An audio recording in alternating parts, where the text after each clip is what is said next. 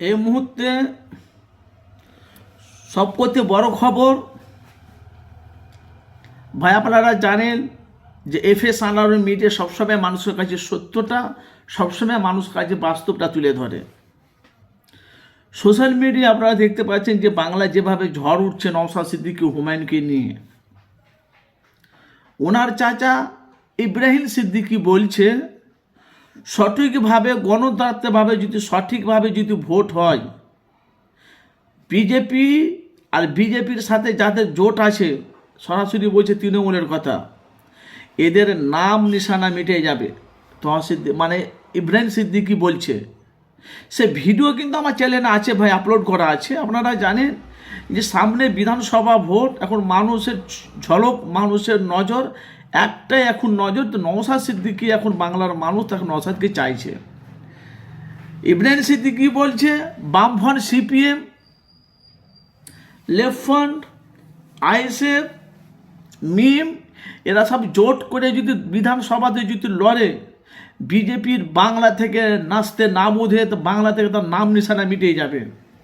সেই নিয়ে কিন্তু এখন বাংলায় প্রচণ্ড ঝড় উঠছে। আপনারা জানেন গরম হাওয়া, যে সামনে বিধানসভা ভোট। আপনারা জানেন যে 2026-এ যে তোমার বেলডাঙ্গাতে যে হুমায়ুন কবির একটা মসজিদ করবে, আপনারা জানেন শিলান্যাস নিয়ে যে অনেক মানুষ ওনাকে মন্তব্য করা হয়েছিল, তারপর ওনাকে দল থেকে সাসপেন্ড করা হলো, ওনাকে দল থেকে পুরো বঞ্চিত করা হলো। উনি করেছে। এবার বাংলার মানুষ বলছে হুমায়ুন কবির আব্বাস সিদ্দিকীর মতন টাকা খেয়ে নেবে। আব্বাস সিদ্দিকী যেমন নলেজ সিরিজ যে টাকা খেয়ে নিয়েছে, ওরকম এখন টাকাটা খেয়ে নেবে হুমায়ুন কবির। এই উঠছে এখন আব্বাস সিদ্দিকী এখন নলেজ সিটি করেছে, আব্বাস সিদ্দিকী এখন প্রশংসা হয়েছে। এখন হুমায়ুন কবির এখন বাবরি মসজিদ করেনি বলে ওনাকে গতকালকে এতে এসেছিলেন তোমার পুণ্যানে ইস্তামাতে, ওনাকে অপমান করা হয়েছে। এই নিয়ে এখন মানে এই এখন বাংলা বিভ্রান্ত ছড়াচ্ছে কিছু মানুষ।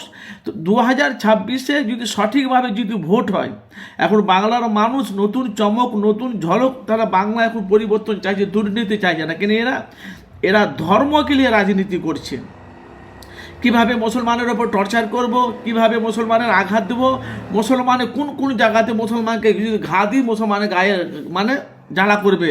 মসজিদ গেল, মাদ্রাসা গেল, ঈদগাহ গেল, কবরস্থানে গেল, এখন কোরআনকে নিয়ে এখন অপমান করা হচ্ছে। এই নিয়ে এখন বাংলার মানুষ চাইছে সমস্ত মুসলমান এক হোক, সমস্ত মুসলমান এক হোক। যারা মুসলমানের হয়ে যারা কথা বলে না, যারা মুসলমানের পাশে থাকে না, এদের নাস্তে নাবুদ করে দিতে হবে। কেন আপনারা জানেন আমি সবসময় সত্যটা তুলে, এদের রাজনীতি করো, হিন্দু মুসলমান দলীয় আদিবাসী সবাই পাশে থেকে তুমি মানুষের হয়ে মানুষের কাজ করো।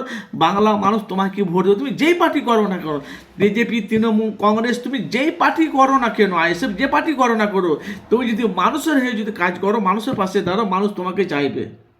আপনাদের মতামত জানাবেন, কেন আমি সবসময় মানুষের কাছে সত্যটা তুলে ধরি।